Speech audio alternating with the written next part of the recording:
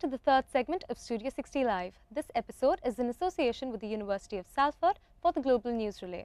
Right now in the studios, we are joined by Mr. Ali Razzouk, a computer science student from the University of Wollongong in Dubai. For the last 3 years, he has been designing smartphone applications meant for everyday use and convenience like social networking platforms Cape House, tip-sharing application Tipbox, and most recently Metromate, an application that is beneficial for frequent users of the Dubai Metro. He is here today to talk to us about the experiences of running a startup as a Dubai-based student. Welcome to the show, Ali. Happy to be here. Okay, let's begin by asking you what interested you in developing smartphone applications? Well, I first started out when I was about 15. That was back in 2009, I think. First started out making websites, taught myself how to program, and then by 2010, it was pretty obvious that the world was shifting to mobile devices. The iPad was launched. So you either go mobile first or you were going to die.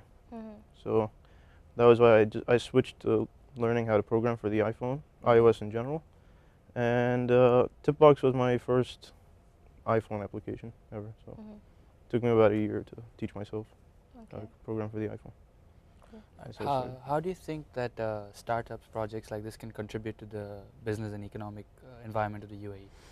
Well, the thing with the startups are mostly in the tech sector, and in the tech sector mostly about software, smartphone apps more than about hardware, and they're doing things that are non-traditional.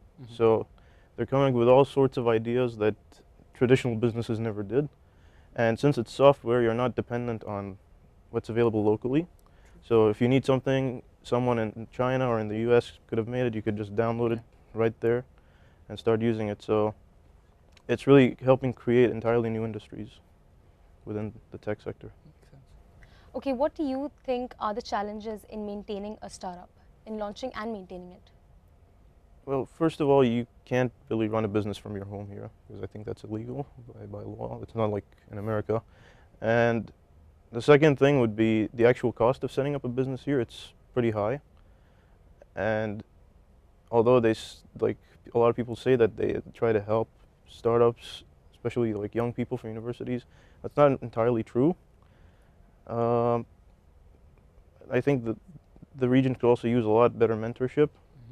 Because what I've noticed from experience going around dealing with people, that mostly people here, they just talk, they give you promises, but they don't actually deliver on those promises. And another really big challenge is finding talent in this part of the world. Because previously, the good people who happen to come out of this region, they all go to Europe, to America to work for the big tech companies like Facebook, Google.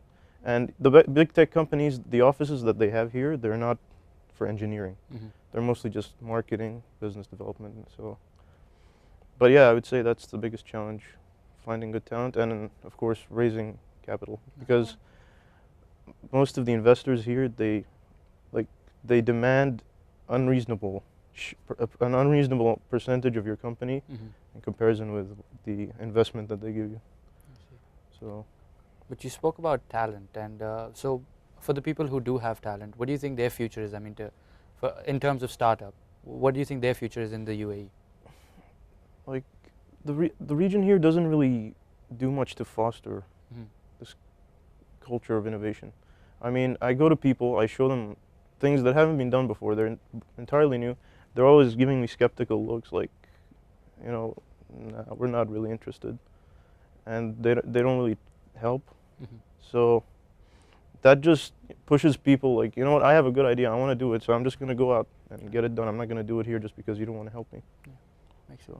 Thank you very much for being on this show. Thank you for having me. Thank you so much. It was a pleasure talking to you. Thank you. This completes this segment of Studio 60 Live. We'll be right back after the break.